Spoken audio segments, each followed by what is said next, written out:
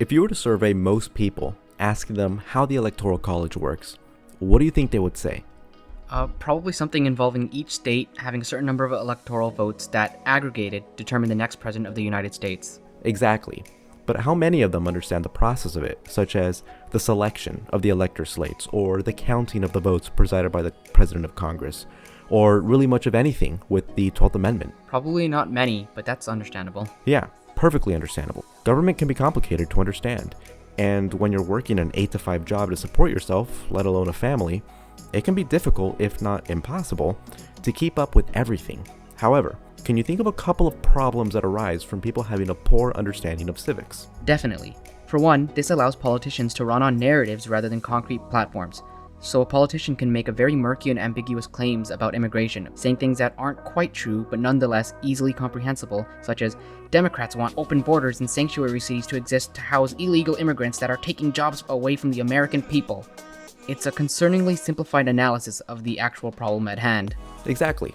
While there will be people who will automatically say things like, hey, that's not really what a sanctuary city is, most people will soak up the narratives being propagated by politicians as gospel. And we're not saying that there isn't some level of truth within certain narratives, although many of them are just straight up lies.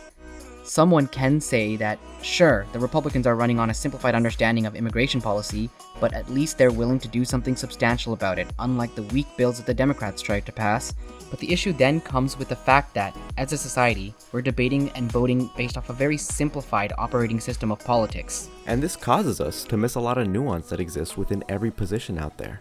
And a lot of times, those nuances are enough to get people to completely flip on their original position. More information can only be a good thing. This lack of information can allow for politicians to avoid a lot of public scrutiny. So, for example, when you mention the fact that Donald Trump tried to steal the election, a lot of people will simply roll their eyes and say something like, he tweeted to tell people to stay peaceful, but he's being tarnished by the unfair media. But this is what they're being told to believe by that politician. They don't actually know the reality of what happened. They are just tunnel visioned on very select parts of January 6th itself without even knowing all the events leading up to it that make it significantly more difficult to be charitable towards Trump if acknowledged. They don't know that Donald Trump actually hired 79 people to illegally pose as fake electors so he can have the correct ballot count overturned in key swing states so he can take control of the presidency. And the arguments in defense of what he and his team did lie within an interpretation of the core constitutional powers that a president must have. It's absolutely insane that something like this happened. But because most people don't understand how the electoral process works, this went over so many of their heads, and he was spared so much public scrutiny. For all we know, if people actually knew what he did, he may have lost the election. Another thing I think people need to understand is the system isn't perfect, and we kind of have to work within the system. Many people might critique those who vote for the lesser evil, although let's be clear, in this instance it's not a small gap, are exactly the problem. And if we could all just vote for third or fourth parties who actually represent our values, we would be all okay. But it's probably worth thinking about why people vote this way. If we understand the system, we can understand the strategic behaviors groups of people take to cut their losses, which is something known as the spoiler effect. So that brings us to the point of liberal republic.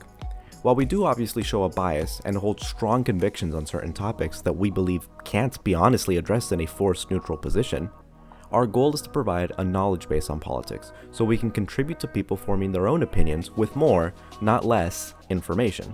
And we're by no means under the impression that we're correct about everything. We may get things wrong, and you're more than welcome to correct us on some topics if need be. But as you said, with the state of things, it's going to be impossible to be completely neutral in the current landscape, which would require us to be dishonest for the sake of an artificial fairness.